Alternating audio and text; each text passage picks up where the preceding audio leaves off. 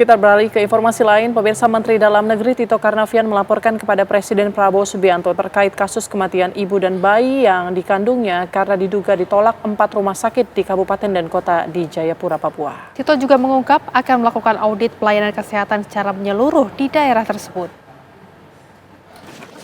Saya melapor pada beliau. Jadi antaranya itu perintah beliau untuk segera lakukan perbaikan audit, dan saya sudah nyampaikan saya sudah komunikasi dengan gubernur. Sudah saya minta gubernur, begitu saya dapat informasi, gubernur Pak Matias Fakiri sesegera mungkin ke rumah korban, keluarga korban, semua dibantu. Yang kedua, melakukan audit internal, masalahnya di mana,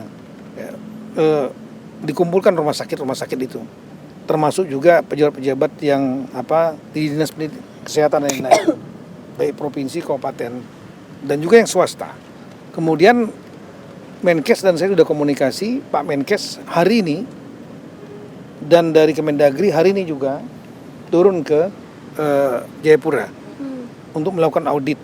Kalau kami nanti dari Kemendagri audit tentang aturan-aturan yang ada, termasuk peraturan kepala daerah, peraturan bupati, itu kan melibatkan rumah sakit Kabupaten Jayapura, ya, kemudian juga aturan dari peraturan gubernur, karena yang terakhir kan di rumah sakit umum provinsi namanya RSUD Dok 2. Nah, kemudian Menkes mengirimkan tim khusus juga untuk melakukan audit teknis mengenai masalah layanan kesehatan. Kita nggak ingin terulang lagi, sama tadi pesan dari Pak Presiden, jangan sampai terulang lagi hal yang sama, segera lakukan audit untuk mengetahui penyebab masalahnya dan lakukan perbaikan. Apakah fasilitasnya, ataukah tata kelolanya, ataukah orangnya, ataukah aturannya. Ini yang kami tunggu nanti. Malam ini semuanya berangkat ke sana.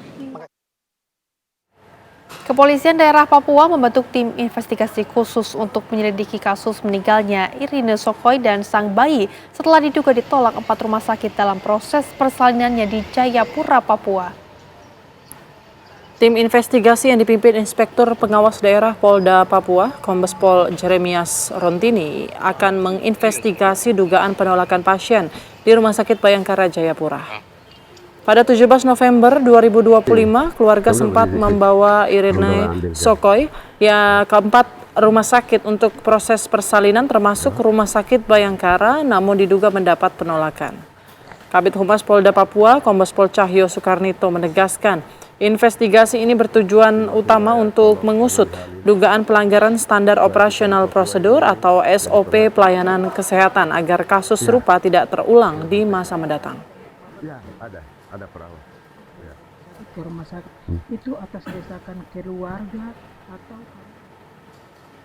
dibentuk tim investigasi untuk melakukan pendalaman sehubungan dengan peristiwa yang terjadi di Rumah Sakit Bayangkara.